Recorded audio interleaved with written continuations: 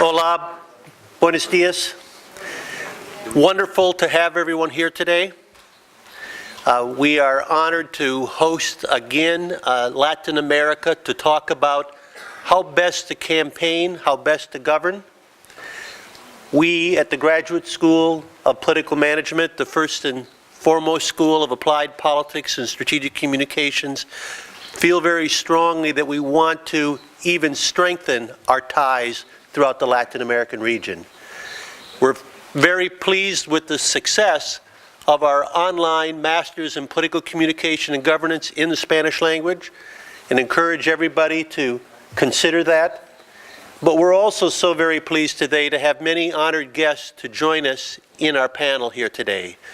But to introduce our honored guests, I would like to welcome our president of George Washington University, Steve Knapp, who prior to being here was the Dean of Arts and Sciences at the University of California, Berkeley. After that, he was Provost of Johns Hopkins University. But since he has come to here at George Washington University in 2007, we've seen a lot of things rising, whether they be new science buildings across the street or a new museum just a half a block from here, but also the quality of our education and the quality of our research. We're very pleased to have our conference kicked off today by George Washington President Steve Knapp. Please help me welcome him.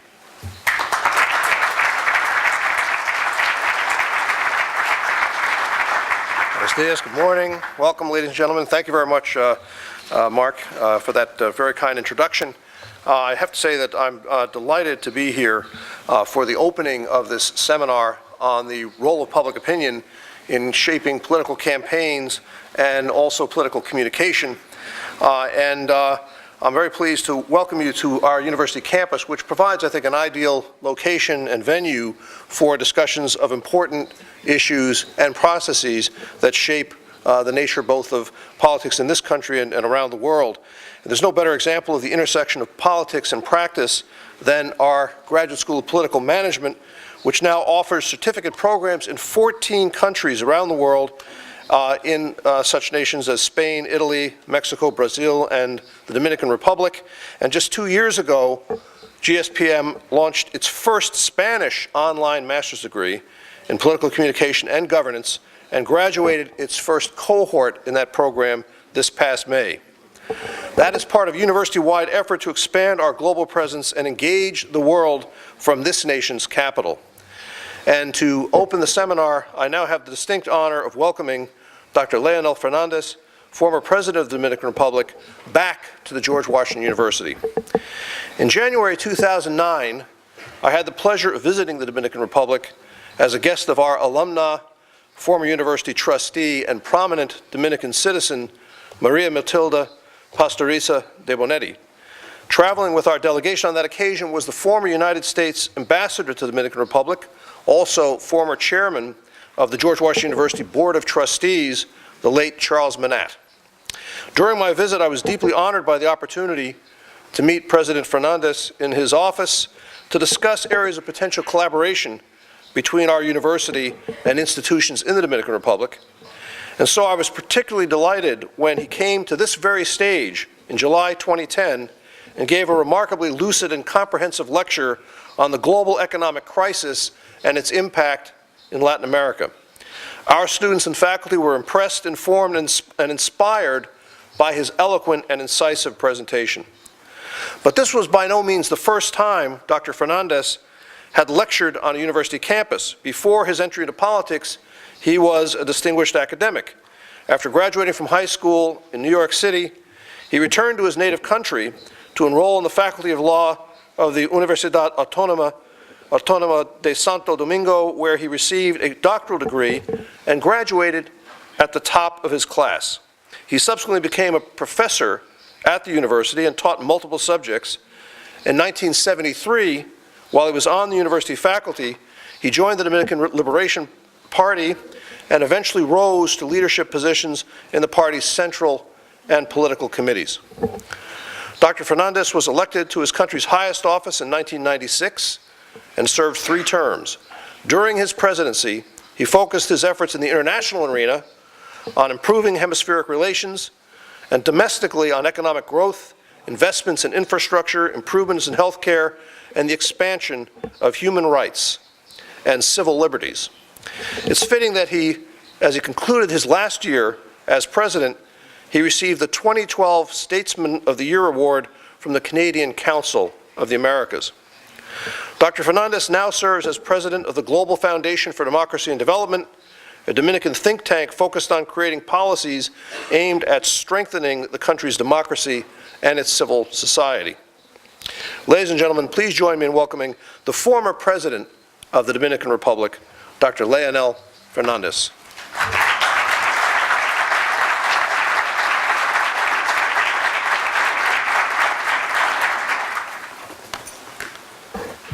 Well, good morning, everyone. I didn't listen to President Knapp speak, but I suppose he said good things about me. Anyhow, this is the second time I'm being here, and I want to thank Professor Roberto Izurieta for his kind invitation to participate here today. And I know all of you are very eager to see how we win elections and how elections are lost. And having said that, if you allow me, then I'll make a shift into Spanish, which is the language I'll be speaking here today. Bueno, en realidad quisiera empezar por agradecer al presidente Steve Knapp, al señor decano de la Escuela de Gerencia Política, al honorable Mark Kennedy, y así como al profesor Izurieta por la gentil invitación que me hiciese para participar en este evento aquí. Quisiera también destacar la presencia de un gran amigo, el gobernador Luis Fortuño de Puerto Rico, con quien tuve el placer y el honor de trabajar muy de cerca durante nuestras respectivas administraciones. Y por supuesto agradecer la presencia de todos ustedes, que están muy motivados en entender la dinámica del poder y de la política, y a un grupo de 50 dominicanos que han venido de Santo Domingo y de Nueva York aquí a lo que yo llamo ahora el turismo académico, ¿no? Una nueva forma de participación. Bueno, y de lo que vamos a conversar aquí hoy, fundamentalmente, es cómo un fenómeno que yo califico tal vez uno de los eventos más importantes de los últimos tiempos, el fenómeno de la gran recesión o la crisis económica global, ha tenido un impacto en términos políticos, electorales e ideológicos en la política internacional. Y vamos a concentrarnos en 3 ubicaciones geográficas. Vamos a ver el caso de Europa, cómo la crisis económica global ha impactado política y electoralmente el caso europeo, la situación en los Estados Unidos y, en tercer lugar, América Latina y el Caribe. Y creo que vamos a ver aquí algunas interpretaciones interesantes, análisis de cómo se da esa relación entre economía, política y la intervención de nuevos factores, como sería el fenómeno de la interdependencia global. Uno puede tener una referencia en el tiempo, en la historia, de cómo este fenómeno moderno, al que vamos a referirnos hoy, ha tenido impacto. Es la Gran Depresión de los años 30, la Gran Depresión que empezó en el 1929, y el impacto político que generó a escala global. En el caso de Europa, la Gran Depresión generó el nacimiento del nacionalsocialismo alemán, el fascismo. Hitler toma el poder en 1933. En los Estados Unidos, por igual, la Gran Depresión del 29 produjo el gobierno de Franklin Delano Roosevelt, quien llega en el 1933 al poder. Y en América Latina el impacto fue el surgimiento de dictaduras, Rafael Trujillo en República Dominicana, Tiburcio Carías Andina en el caso de Honduras, Anastasio Somoza en el caso de Nicaragua, Fulgencio Batista, su primer periodo de gobierno en los años 30, todo fue resultado del impacto que tuvo la Gran Depresión. Bueno, y todo esto también va a tener una relación con el fenómeno del poder, que es el otro tema. Uno va viendo una literatura que va surgiendo sobre el tema del poder que llama la atención. Además de los trabajos clásicos de Max Weber, en tiempos recientes hemos visto el libro publicado por John Kenneth Galbraith titulado La anatomía del poder, que es un libro muy clásico sobre el tema del poder. Pero más recientemente uno va viendo títulos aparentemente contradictorios entre sí, como este del profesor Joseph Nye de la Universidad de Harvard con el título de The Future of Power. Con lo cual nos está planteando de cómo se va a pasar de un modelo de hard power, el poder duro, fundamentado en el poder militar, poder económico, el carácter coercitivo del poder, hacia lo que se llama el poder suave, el soft power, que se fundamenta más en las industrias culturales creativas, por ejemplo. Y el otro, con un título radicalmente opuesto de Moisés Naim, que es The End of Power. Pasamos de The Future of Power a The End of Power. Y claro, lo que uno nota en esta literatura, lo empieza a ver, aunque el título es The End of Power, en las primeras referencias, uno se da cuenta que no es propiamente The End of Power, sino de otro fenómeno que se está suscitando. Aquí cito el libro de Moisés Naim. This is a book about power. Specifically, it is about how power, the capacity to get others to do or to stop doing something, is undergoing a historic and world-changing transformation. Entonces, no es que estamos llegando al fin del poder, sino más bien a una transformación del poder. Y de eso es un poco lo que vamos a hablar entonces aquí, en el día de hoy, de cómo esta recesión global, al tiempo que genera un impacto en lo electoral, en lo político y en lo ideológico, ha ido generando una transformación del poder que todo actor político o todo consultor político tiene que conocer a la hora de proceder a diseñar su estrategia de campaña electoral, su estrategia de comunicación política y cómo incidir en el comportamiento electoral, bien para generar una reafirmación del poder o bien para producir un cambio en la conducción de la política de Estado. Así que ese es un poco el tema de lo que vamos a tratar aquí hoy. Por eso hablamos de líder en el siglo XX versus líder en el siglo XXI. ¿Por qué razón? Porque todo el siglo XX el tema del poder está concentrado en el Estado.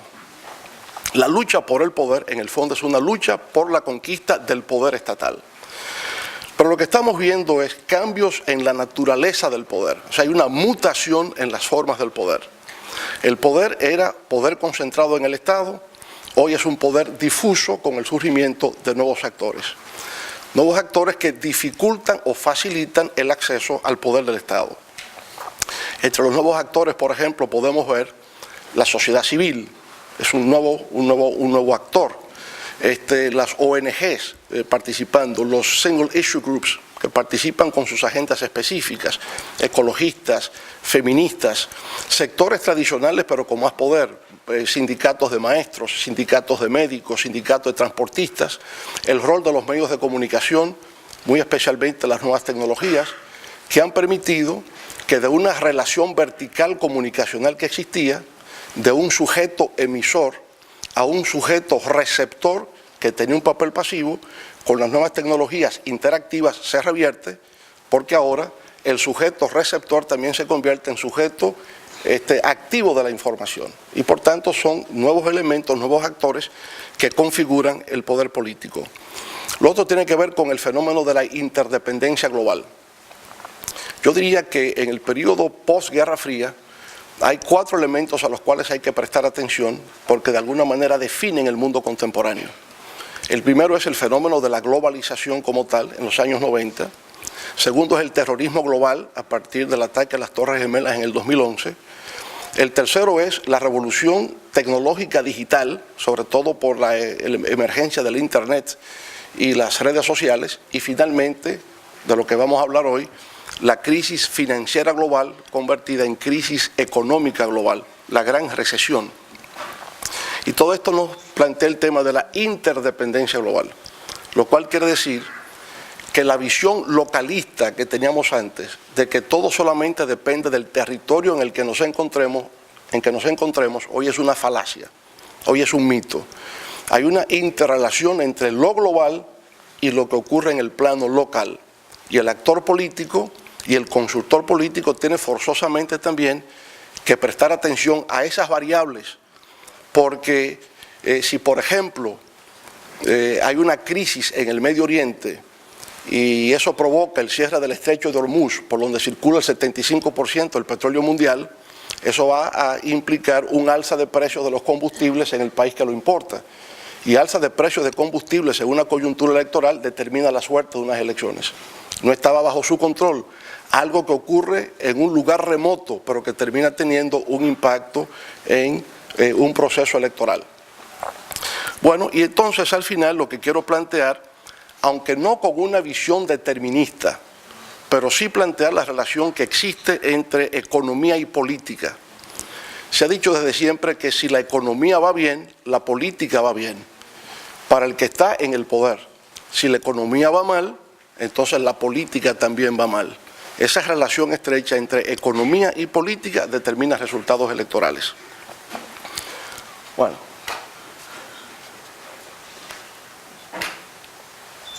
Aquí vemos, digamos, imagen de lo que sería el Estado como poder concentrado. El presidente Obama, la figura que simboliza la mayor expresión de poder estatal en el mundo, esa es la visión tradicional del poder concentrado. Pero aparecen nuevos actores, grupos, digamos, hasta antisistema, grupos contestatarios, grupos disidentes, o grupos que expresan determinados puntos de vista con respecto a las políticas públicas que se apliquen. Que la crisis la paguen los especuladores, no los trabajadores. Por ejemplo, es una expresión de nuevos actores que genera un poder difuso en el marco de la crisis actual. Interdependencia global, de lo que acabamos de hablar. Todo está interconectado, todo está íntimamente interrelacionado. Cualquier cosa que ocurra en un lugar remoto distante termina teniendo un impacto en el ámbito de lo local. Lo vemos en el ámbito de las finanzas y en efecto la crisis financiera global ha sido un cataclismo de carácter internacional con consecuencias diversas en el ámbito político. Vamos a ver el impacto económico que ha tenido esta crisis económica global. Empieza con la quiebra de los bancos norteamericanos con Lehman Brothers, que todos sabemos por qué exactamente fue que quebró, por el hecho de que se determinó, cuando se examina su situación, de que estaba afectado por los llamados credit default swaps, un tipo de instrumento financiero que se gestó durante la época de crecimiento del sector financiero dentro del marco de la economía global. Se produce la crisis de Wall Street, pero no termina eso en los Estados Unidos porque genera un fenómeno de contagio a los bancos europeos.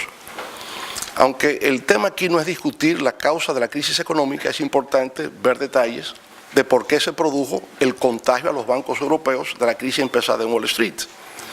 Porque aparece hoy en la primera plana de los diarios aquí.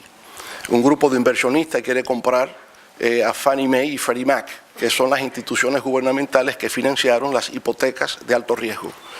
Bueno, lo que pasó es que esos préstamos de alto riesgo se convirtieron en activos financieros y fueron colocados en la banca internacional a través del fenómeno de la securitización. Bancos europeos compraron esos activos financieros y quedaron contagiados con la crisis.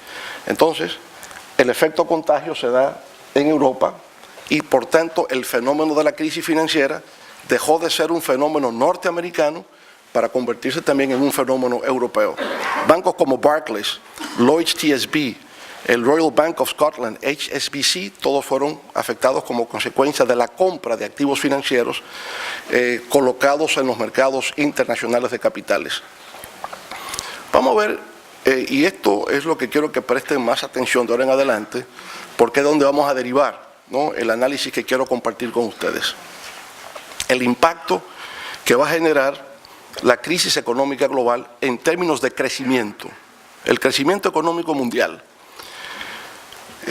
Fíjense que lo empezamos a ver no en el 2008, sino al año siguiente, en el 2009, que fue el momento de la crisis mayor, 2009. La economía decreció, la economía mundial, en menos 2.3. Se recupera al año siguiente, en el año 2010, y luego se estabiliza entre 2.5, 2.1, 2.3.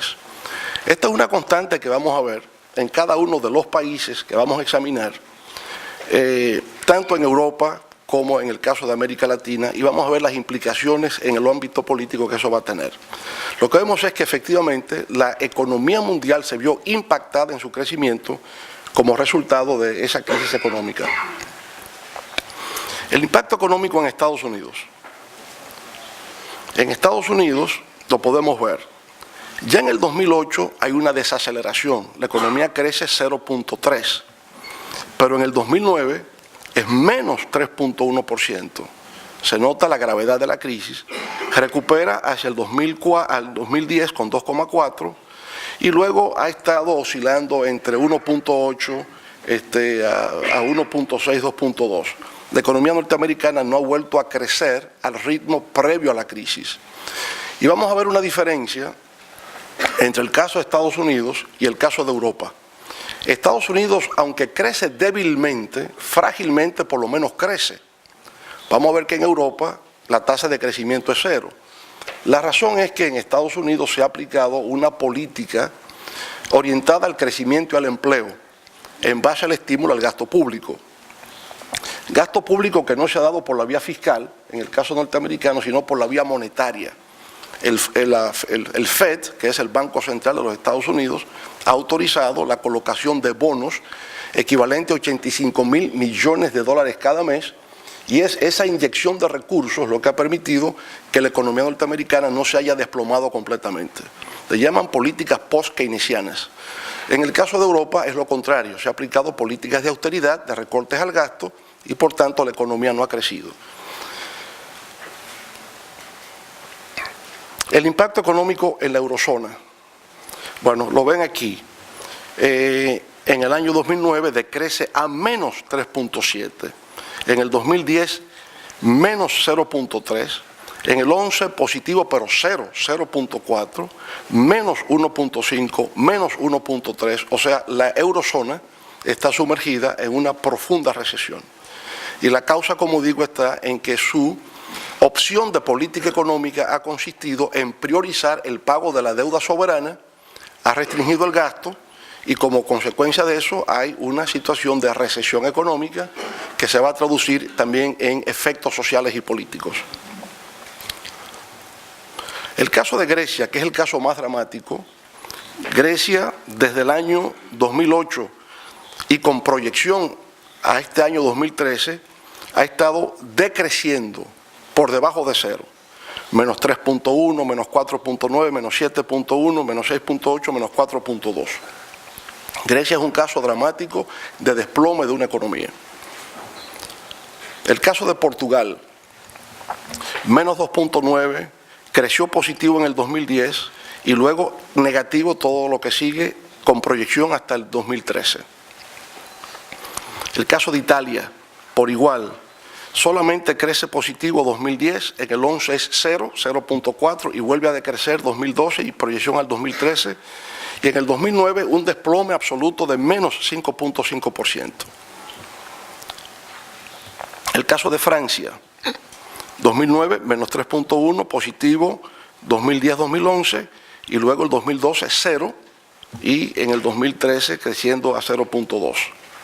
La proyección, o sea, 2 años consecutivos de recesión en Francia, lo que de alguna forma explica el por qué el presidente François Hollande, en su primer año de gobierno, tiene la más baja tasa de popularidad que haya registrado un presidente en Francia, en estos momentos de 19%. Y tiene mucho que ver con el hecho de que no ha sido capaz de revertir la situación económica en Francia. En América Latina, ¿cómo ha sido? Aquí les quiero explicar lo siguiente antes de entrar en los detalles. América Latina la podemos dividir en 2 esferas. La esfera de México a Panamá y América del Sur. De México a Panamá ha estado más integrada a la economía norteamericana y por tanto va a sentir más el impacto de la crisis económica porque su integración es mayor con la economía de donde surgió la crisis. La otra parte es América del Sur. Y América del Sur ha estado más orientada en la última década con la economía china. La economía china, al haber mantenido, a pesar de una desaceleración, pero estamos hablando de que la economía china crecía a un 12%, se desacelera a un 7%, pero las economías sudamericanas, Venezuela, Perú, Chile, Argentina, Brasil, están vinculadas más integradas con la economía china. Por tanto, el impacto de la crisis económica será menor en los países sudamericanos que en los países centroamericanos, caribeños y México, por esta relación con una economía de alcance global. Y como veremos también, con quién se está vinculado en la economía global va a tener un impacto electoral. El crecimiento económico de América Latina descendió a menos 1.2 en el 2009, pero volvió a crecer en el 2010 y fíjense que tiene unos niveles de crecimiento muy superiores al caso de Estados Unidos o incluso, por supuesto, al caso de Europa incomparable. Europa sigue creciendo menos 3, menos 4, América Latina en positivo, 4.6, 2.9, 2.7. El efecto arrastre con la economía china, fundamentalmente. En América del Sur, fíjese lo que ocurre. Después de una caída, pero no negativo, 0.8 en el 2009, o sea, fue en positivo. Y en el 2010-2011, 9.2, 8.9, y uno lo empieza a sentir en el 12 con la desaceleración de la economía china. Y fundamentalmente lo veremos en Brasil, como en el 2011-2012 la economía baja y de alguna manera va a explicar las protestas de clase media que hemos visto en este año. Aquí está Brasil. Brasil en el 2010, antes de la crisis, 5.2 en el 2008. Viene la crisis, baja a menos 0.3. Vuelve, todos emergen en el 2010, 7.5, y van estabilizándose hacia el 2011. Pero de 5.8, 5.2 antes de la crisis, Brasil baja a 2.7 y en el 2012, 0.9.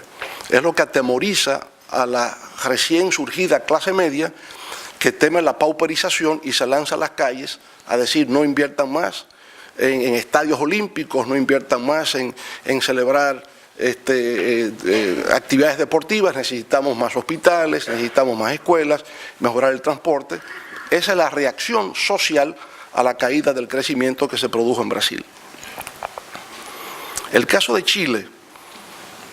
En Chile no afectó la crisis.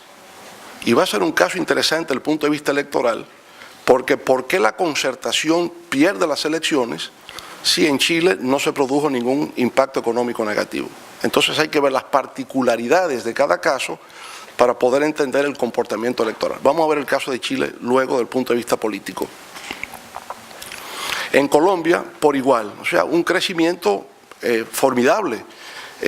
Incluso en el peor momento, Colombia solamente baja a 1.7 y luego ha tenido una tasa de promedio más o menos de 5% desde el 1910 en adelante. O sea, Colombia económicamente ha ido bien. El caso de Venezuela, en promedio de crecimiento por igual, más o menos un 3% promedio en todo el periodo de la crisis. Ecuador, impresionante, en el 2011 creció 7.8, 5.1 en el 2012. O sea, cuando uno ve los países de América Latina y sobre todo los del sur y los compara con Europa, estamos viendo dos mundos radicalmente distintos. El caso de Uruguay, igual, se nota el crecimiento en positivo permanentemente. Bolivia, todo positivo, ni siquiera en el 2009 Bolivia creció 3.4%, comparable con República Dominicana, que ese año creció 3.5%, y fueron los dos países con mayor nivel de crecimiento en el año 2009, el año de mayor impacto de la crisis, como he dicho. Centroamérica y México. Insisto, los números positivos que vemos en América del Sur es por la vinculación con la economía china. México y Centroamérica, vinculación con la economía norteamericana. Vamos a ver cómo cambian los números. En el caso de México, desciende a menos 4.5 y luego 5.1 en el 2010, 4 en el 2011, 3.6 en el 2012, con tendencia a caer ahora en este año 2013. En Costa Rica muy bien los números, pero Costa Rica también ha incrementado su vínculo comercial con China. Fuertes inversiones chinas en Costa Rica en los últimos tiempos y una orientación hacia el mercado de la alta tecnología. La presencia de Intel y de inversiones en alta tecnología representan aproximadamente el 40 o el 50% del Producto Interno Bruto de Costa Rica. En el caso de El Salvador, sin embargo, no ocurre igual. La economía salvadoreña no ha tenido el mismo comportamiento que la economía costarricense. Es una economía que está prácticamente estancada. Desde antes de la crisis, en el 2008, 1.3, decae a menos 3.1, pero de ahí en adelante 1.4, 2.2, 1.9, o sea, es un crecimiento, yo diría magro, es un crecimiento débil y frágil el que se ha venido sintiendo en El Salvador, y eso, a mi modo de ver, va a explicar el proceso electoral en que gana el Frente Farabundo Martí. Guatemala, de alguna manera, buenos números en términos de crecimiento económico. Honduras, por igual, se puede decirse que en el marco de una crisis ha tenido un crecimiento económico razonable. Y Nicaragua, también con números sólidos, que se debe, por supuesto, también a la presencia china, que ha mantenido fuertes inversiones en el caso de ese país. Panamá, impresionante, ¿verdad? Panamá prácticamente crece 4 en el año del desplome, y ustedes lo ven ahí creciendo 7.5, 10.8, 10.7. La razón, las inversiones en la ampliación del canal de Panamá. Impacto económico en el Caribe. En el caso de Jamaica, ustedes ven un mal comportamiento de la economía. En el caso de las Bahamas, comportamiento también muy débil. En el caso de República Dominicana, buenos niveles de crecimiento económico. Bien, vamos a ver deuda pública en Estados Unidos, cómo la crisis va a impactar el factor deuda pública con respecto al Producto Interno Bruto. En el año 2008, la deuda pública norteamericana era 67% con respecto al PIB. Para el 2013 es 106%. Ahí uno puede medir cuán grave ha sido la crisis. En Estados Unidos, de un 67 a un 106% ha sido el incremento de la deuda pública. Eso es lo que genera la gran preocupación hoy día en el debate político norteamericano. Y con miras al futuro, y yo diría tal vez en un corto plazo, ¿durante qué tiempo todavía el presidente Obama podrá mantener una política de inyección de recursos vía emisión de bonos? ¿Cuál es el límite de la deuda pública norteamericana? Porque ese es el debate entre republicanos y demócratas hoy día. Naturalmente, si se cambiase bruscamente esa política de inyección de recursos vía emisión de bonos a través de la Reserva Federal, la economía norteamericana tendría el mismo comportamiento que la europea. Se desplomaría, aumentaría el desempleo, las protestas sociales y el Partido Demócrata perdería las próximas elecciones. Deuda pública en la eurozona.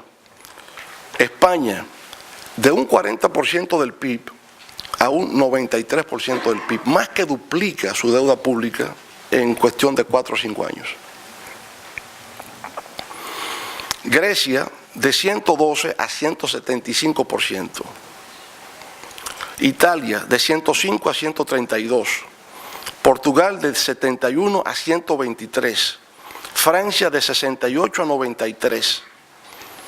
En América Latina, de 47% a 50%, no mucho, solamente 3% de incremento de la deuda con respecto al PIB, lo que revela una vez más que el impacto de la crisis ha sido menos severo en América Latina que en Europa. La razón, ningún banco quebró en América Latina, porque los bancos latinoamericanos no se expusieron a la colocación de los activos financieros a través del fenómeno de la securitización. Eso ocurrió con Europa, no con América Latina. Por tanto, la crisis financiera global nunca ha sido crisis financiera en América Latina. Para nosotros ha sido más bien una crisis del comercio exterior, y más con los países vinculados con Estados Unidos. Y por supuesto, crisis del comercio implica menos recaudaciones fiscales para los gobiernos, menos inversión pública, menor crecimiento. Eso es lo que ha ocurrido en el caso nuestro. Argentina incluso disminuye su deuda pública. En el 2008 era 58% del PIB, ahora es 47% para el año 2013. En Brasil, 63 a 68. Tampoco es un gran crecimiento en la deuda pública brasileña. Chile, de un 4.9 a 12.9. Colombia, de 30 a 32 en el periodo. Bueno, aquí lo que acabo de decir, en América Latina la crisis más bien se reflejó en una disminución del comercio exterior. Y cuando afecta el comercio exterior, los gobiernos recaudan menos ingresos fiscales y por tanto menos inversión pública. A menor inversión pública disminuye el crecimiento, menos capacidad de generación de empleos y por tanto se va generando una cierta inconformidad social, pero no crítica, no crónica, como ocurrió en otras zonas del mundo. El impacto social. En Estados Unidos, ¿cómo ha sido el impacto social de la crisis? El problema del desempleo. De 5.8 que era en el 2008, llegó a un máximo de 9.6 y ha empezado a retroceder y actualmente se encuentra en 7.6. Pero la crisis provocó el desempleo en el aspecto social. El impacto social en la eurozona. España, un caso impresionante. El desempleo pasó de un 11.4% a 26.9%. Y al sector de la juventud, 50% desempleados entre 18 y 34 años de edad. Grecia, de 7.7% de desempleo a 27% de desempleo. Portugal, de 7.6% a 17.4%. Francia, de 7.4% a 11%.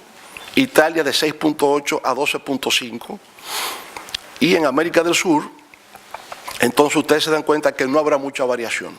Al revés, bajó el desempleo. En Argentina, de 7.9% ha bajado a 7.3%. En Brasil, de 7.9% ha bajado a 5.8%. En Chile, de 7.8% con una máxima de 10.8% en el 2009 a 6.2%.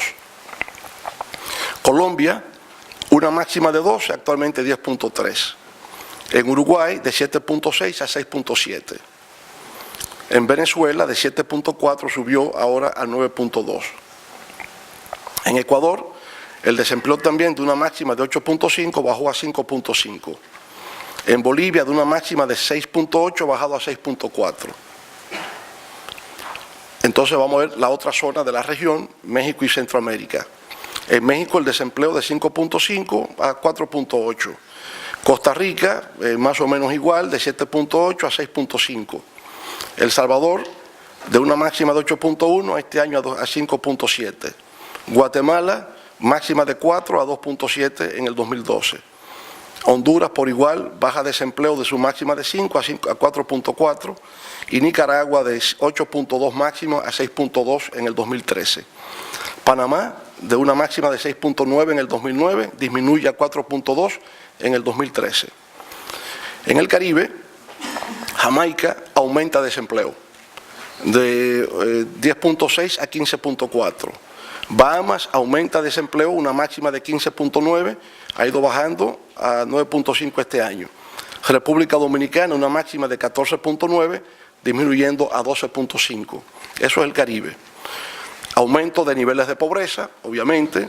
53 millones de personas caerán en la extrema pobreza debido al impacto de la crisis económica global en la región. Bien, y ahora vamos a entrar, todo esto era el background para entender la parte política y electoral. En síntesis, lo que he querido presentar es lo siguiente. La crisis económica global, que insisto es uno de los acontecimientos más importantes del periodo de la posguerra fría, y desde el punto de vista económico, lo más importante desde la Gran Depresión hace más de 80 años, ha debido tener un impacto en lo social y en lo político. Pero el impacto económico ha sido desigual, no ha ocurrido de la misma forma en distintas partes del mundo. Los lugares más afectados fueron Estados Unidos y la zona europea. América Latina menos afectada, pero en América Latina diferenciamos entre la zona de México, Centroamérica y el Caribe y la zona de Sudamérica. En la región Asia-Pacífico afectó también mucho menos. Empieza a afectar ahora porque las exportaciones chinas a Europa han disminuido porque Europa ha prolongado su situación de recesión.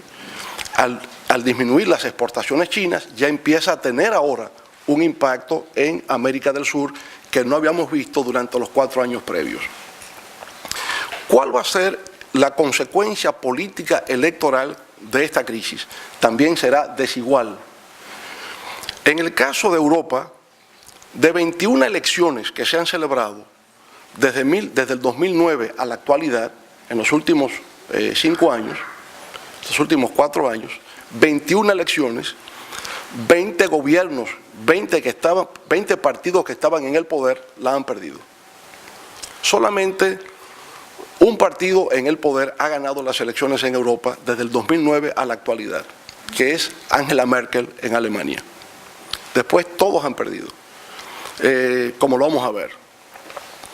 En América Latina y el Caribe, aquí debo actualizar el dato, desde el 2009 al 2012 se han celebrado 16 elecciones presidenciales en América Latina y el Caribe. De esas 16, 9 partidos que estaban en el poder lo han preservado y 7 lo han perdido. Entonces vamos a analizar por qué han ganado y por qué se ha perdido en el marco de esta crisis global. Pero lo dramático es Europa. De 21 elecciones, 20 que estaban en el poder lo han perdido y solamente ha quedado el gobierno de Alemania. De 16 elecciones en América Latina, 9 se quedan y 7 se van. O mejor dicho, 7 opositores llegan al poder aprovechando la coyuntura que se ha presentado de debilidad en algunos países. Vamos a ver el triunfo de Obama en el año 2008 porque es un caso que tal vez ilustra la tesis que quiero presentar ante ustedes. La caída de Lehman Brothers se produjo el 15 de septiembre del año 2008. En ese momento, el 15 de septiembre del 2008, John McCain y Barack Obama estaban empatados en las encuestas. Lo podemos ver aquí. Fíjense eso. 45.7 tenía Obama en la línea azul y 45.7 tenía McCain en la línea roja. El día en que ocurre la caída de Lehman Brothers, 15 de septiembre. Faltarían 15 días del mes de septiembre, los 31 días del mes de octubre y los 4 días del mes de noviembre para las elecciones. Estamos hablando aproximadamente de 45 días para la celebración de las elecciones. Pero ¿qué va a pasar a partir de ahí? La crisis fue lo que catapultó finalmente a Obama a la presidencia. No podemos especular qué habría ocurrido si no se da la caída de Lehman Brothers y si no hay crisis, pero lo cierto es que lo que podemos analizar es que al momento de producirse la quiebra de Lehman Brothers hay un empate técnico entre ambas candidaturas y que es a partir de esa crisis que Obama va a emprender el vuelo y ganar las elecciones frente al candidato John McCain. Finalmente con un 52, creo, frente, a ver si veo el dato final aquí.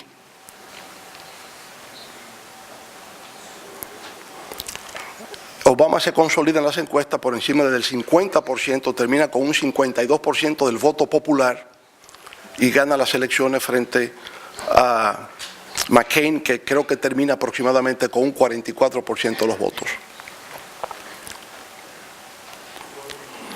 En el 2012, Obama vuelve a ganar. Había serias dudas de si Obama podía ganar la reelección, porque nunca antes un presidente en Estados Unidos había ganado elecciones teniendo una tasa de desempleo de un 8%. Nunca había ocurrido.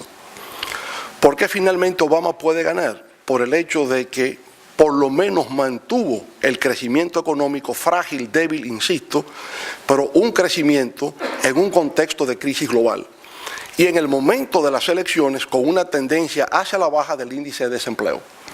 Si el desempleo se hubiese mantenido en un 9%, en las elecciones Obama no habría podido ganar la reelección. Fue esa combinación de cierto crecimiento, reducción del desempleo, lo que finalmente le pudo producir el triunfo electoral.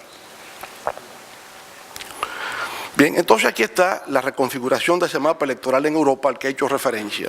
En España, Portugal, Francia, Italia, Grecia, Reino Unido, Letonia, la República Checa, Hungría, Bélgica, Finlandia, Eslovaquia, Irlanda, Dinamarca, Eslovenia, Rumanía y Holanda, en todos esos países se perdieron las elecciones, fruto del impacto de la crisis económica global. En España, Rodríguez Zapatero, del Partido Socialista Obrero Español, pierde frente a Mariano Rajoy en las elecciones del 2011. Portugal, José Sócrates, del Partido Socialista de Izquierda, frente a Pedro Passos Coelho, que centro-derecha, Partido Socialdemócrata también. En Francia, Sarkozy pierde las elecciones frente a François Hollande. La crisis se ha agravado y ahora lo que se está planteando es el retorno de Sarkozy en el próximo ciclo electoral en Francia. En Italia, Berlusconi pierde a Mario Monti en el año 2011. En Grecia, Papandreou pierde a Panayotis. Y el caso de Alemania, que fíjense lo que ocurre aquí para analizar esto. Lo azul es la eurozona y lo anaranjado viene siendo el caso de Alemania. Alemania, a partir del 2010, mejor comportamiento en el crecimiento. Lo mismo ocurre en el 2011, y aunque en el 2012 tiene un crecimiento también muy frágil, muy débil, de 0.7, aún está por encima de la zona que decreció a menos 0.4. Por tanto, aunque Alemania tampoco esté tan bien, está mejor que los demás países de la zona, y eso de alguna manera le permite consolidar su triunfo electoral. Gobiernos que se reeligieron en América del Sur, yo le llamo el efecto China.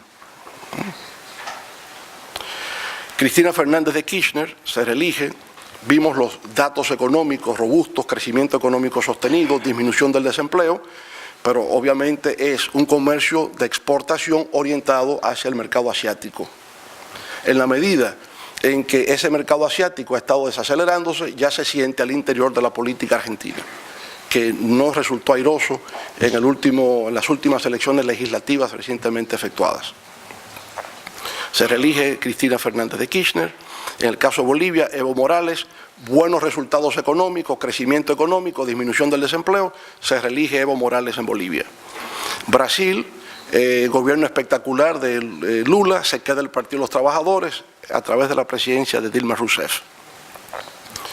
Pero fíjense lo siguiente, volviendo al caso de Brasil.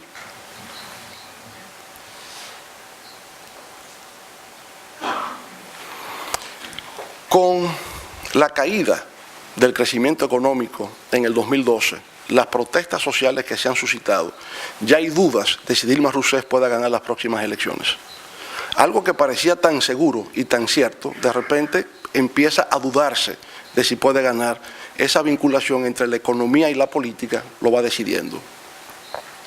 Crecimiento económico de 0.9, incremento del desempleo, protestas sociales, inconformidad de la población, no pone tan en claro el éxito de un próximo certamen electoral para el Partido de los Trabajadores. En el caso de Colombia, el partido de la U, de Álvaro Uribe, buen desempeño económico, todavía Colombia lo mantiene, y entonces el presidente Santos de su partido es electo. En Ecuador, Rafael Correa, crecimiento también llamativo, logra reelegirse. En el caso de Uruguay, el Frente Amplio, también con buen desempeño económico, vinculado a la economía china, pues se reelige entonces el Frente Amplio en la candidatura del presidente José Mujica. En Venezuela, aunque menor desempeño que los demás países de la región, fíjese que incluso el candidato Maduro solo gana las elecciones por 1.5%. Yo creo que aquí ya se está reflejando el deterioro de la situación económica y social en las urnas. En el caso de Chile, Michelle Bachelet, ¿verdad?, pierde las elecciones, el partido, mejor dicho, la concertación frente al caso de la derecha de la coalición por el cambio. Esto merece una explicación aparte, porque con el desempeño económico de Chile, el gobierno de la presidenta Michelle Bachelet, que incluso todo indica que va a retornar al gobierno ahora por la vía electoral de nuevo, ¿por qué pierde la concertación? Aquí ya no se trata de un problema económico. En realidad, en buena lógica, la concertación debió haber ganado las elecciones. El problema tuvo que ver con la escogencia del candidato Eduardo Frei, que había sido presidente por el Partido Demócrata Cristiano con anterioridad, y el desafío que su elección como candidato en las primarias va a tener de parte de un actor emergente, el joven Manuel Enríquez Ominami, que va a desafiar a la candidatura de la concertación y le va a restar votos. Y por esa razón, la alianza de la derecha logra ganar las elecciones en Chile. Es decir, que en este caso no se puede explicar por la relación entre economía y política, sino que tiene que explicarse en razón de un conflicto interno que se da en el marco de la concertación, al no estar la concertación unificada en torno a la candidatura de Eduardo Frei. Ahora, la concertación está unificada y aunque ha habido un buen desempeño económico por parte del presidente Piñera, salvo en este último año, ¿verdad?, implica que pueda retornar entonces la presidenta Bachelet.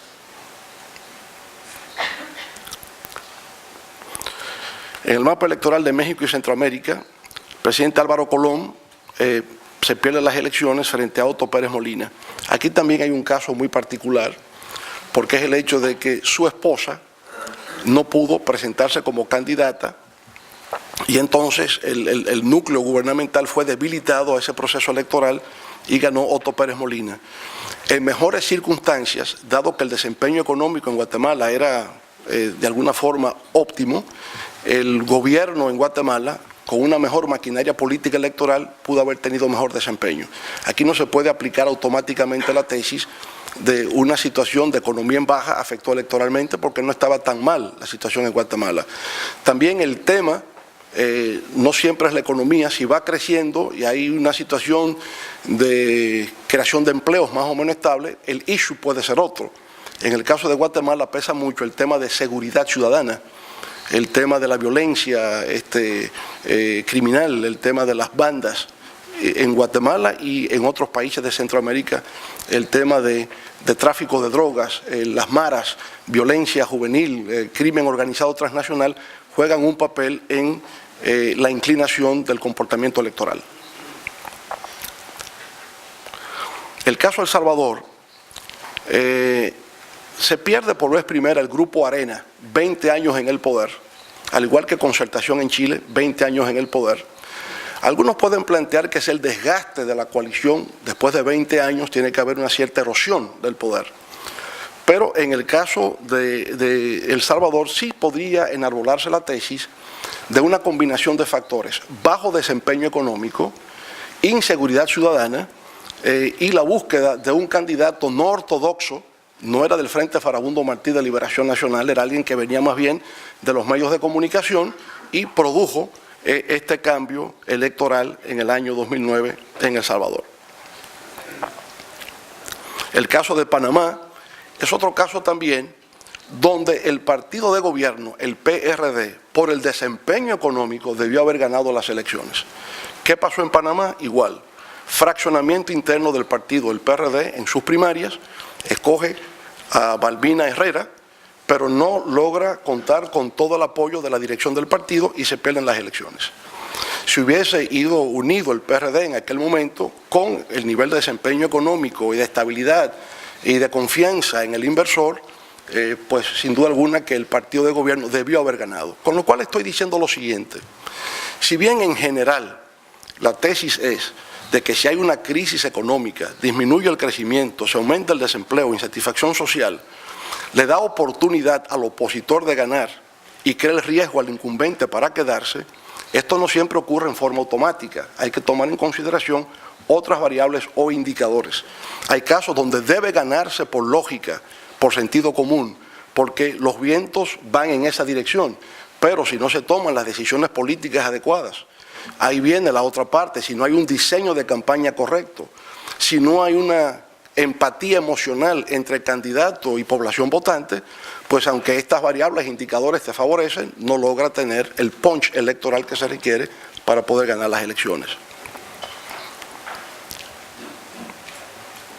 En el caso de México, la situación económica de estancamiento prácticamente, pues produce el retorno del PRI al poder, después de 2 periodos de gobierno fuera, con el triunfo de Enrique Peña Nieto. En Costa Rica vimos que la economía iba bien, iba creciendo, entonces el Partido de Liberación Nacional se quedó en el gobierno con la candidata Laura Chinchilla.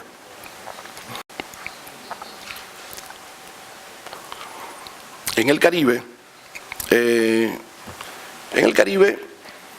igual, economías vinculadas a la norteamericana, mucha fragilidad, se pierden elecciones en las Bahamas, en Jamaica,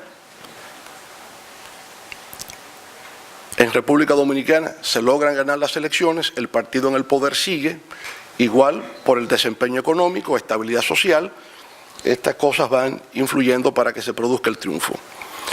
Bien, hay un fenómeno colateral que ha venido ocurriendo al margen de las elecciones y es cómo la crisis a su vez ha tenido un impacto ideológico y político. En el caso, por ejemplo, de Europa, no voy a entrar en detalles, pero ha habido un giro hacia la extrema derecha en países donde había una tradición socialdemócrata. El caso de Noruega, de Finlandia, de Suecia, de Austria, Alemania, ha surgido grupos neonazis, grupos fascistas que son xenófobos, anti-inmigración y que están teniendo ya un impacto político electoral. Van ganando escaños en el Parlamento. El caso tal vez más importante es el de Francia, donde el Frente Nacional de Marine Le Pen, en recientes elecciones, aumentó su representación de escaños parlamentarios. Pronto va a haber elecciones de eurodiputados y vamos a ver cómo se comporta la extrema derecha en términos de conquista de votos. Pero es lógico, frente a una crisis de la dimensión y del dramatismo que ha habido, esta recesión global, la tendencia histórica es que puedan aparecer grupos de extrema derecha. Ocurrió con la Gran Depresión de los años 30. El fenómeno del fascismo no se explica sin la Gran Depresión. Esta emergencia de la extrema derecha en Europa solo se explica en ese sentido. En Italia incluso también surgen otros grupos como el Movimiento 5 Estrellas de Beppe Grillo, que viene de la televisión, del mundo del humor, y estuvo prácticamente en condiciones de alcanzar la primera magistratura, o sea, ser primer ministro de Italia en el marco de la crisis que está viviendo la economía italiana. Entonces es un factor importante para los politólogos tomar en cuenta de cómo ha ido surgiendo una extrema derecha. En el caso de Estados Unidos, el Tea Party, dentro del Partido Republicano, que tiene una fuerza tal, a pesar de que es minoría, al tener representación en el Congreso norteamericano, logra hasta el shutdown que vimos recientemente, ¿verdad?, en el debate presupuestario de Estados Unidos, y tendrá una enorme influencia cuando en febrero del año próximo se discuta el techo del endeudamiento público de la economía norteamericana. Ahí veremos actuar al Tea Party, que por cierto no le fue tan bien en las últimas elecciones legislativas aquí en Estados Unidos. También hay un movimiento progresista radical que ha surgido en el marco de la crisis, es el movimiento de los indignados en España, el 15M, Democracia Ya, el movimiento Occupy Wall Street, que surgió aquí en Estados Unidos, y Occupy the City, en el caso de Londres. Estos movimientos, sin embargo, han sido menos consistentes que la extrema derecha. Son grupos contestatarios que surgieron en el momento del clímax de la crisis, no han tenido un programa político consistente y de alguna forma se han desvanecido en el tiempo, aunque pueden reactivarse en el caso de que la crisis continúe.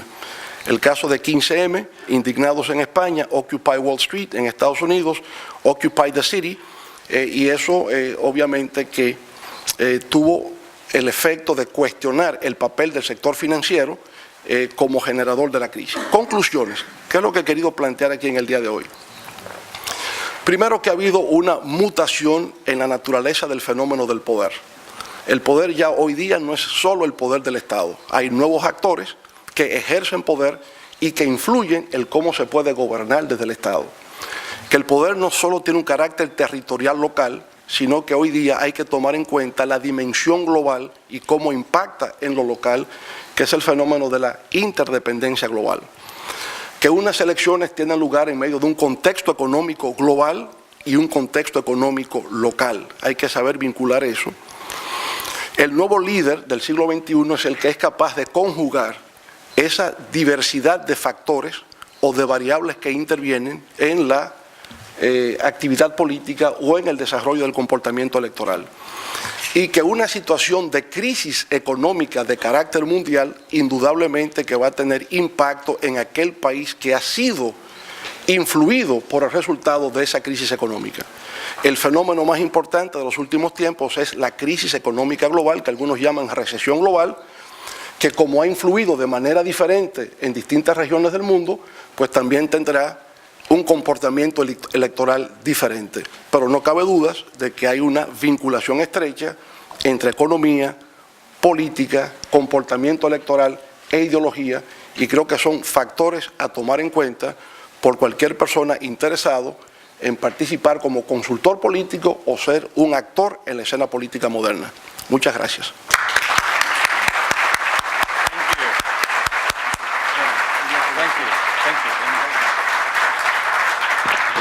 Quiero agradecer al presidente Fernández por su exposición, por una exposición sumamente bien estructurada.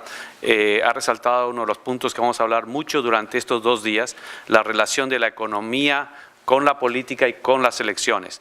Pero quiero sobre todo agradecerles y resaltar un punto que lo dijo muy claramente, sobre todo cuando acabó la sección económica, que cuando, si bien es cierto y coincido plenamente, de la relación entre la economía y la política, dijo hay otros factores también que influyen y los mencionó, y también mencionó la importancia de la consultoría política y de los consultores políticos. Entonces le agradezco mucho efectivamente vamos a hablar estos 2 días sobre todos estos temas. Yo te lo digo a todo el mundo.